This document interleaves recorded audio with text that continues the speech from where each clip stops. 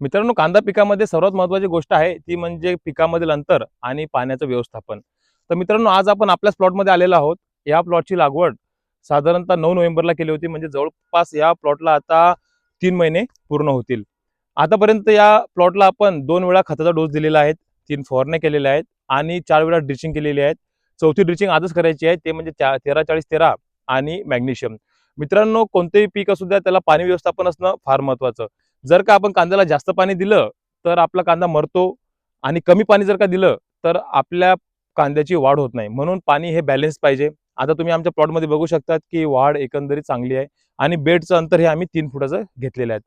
आता बऱ्याच ठिकाणी थ्रिप्स दिसतात, पाता पिवळा दिसतात, परंतु आता फवारणी घ्यायची आवश्यकता नाही. जर का आपण फवारणी घेतली तर आपलं पॉलिनेशन होणार नाही. आता आपण बघू शकतात बऱ्याच ठिकाणी फुलं लागलेली आहेत, कुठं कुठं पॉलिनेशन सुद्धा चालू आहे.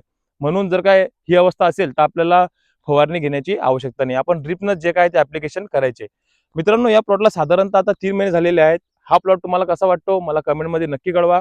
आणि तुम्हाला जर काय आतापर्यंत समजा 75 ते 60 दिवसापर्यंत जर शेड्यूल पाहिजे असेल तर आपल्या या पेजला फॉलो करा, मला मेसेज करा. मी नक्कीच तुमच्या व्हॉट्सअपवरती तुम्हाला कांद्याचं पूर्ण शेड्यूल देईल. धन्यवाद.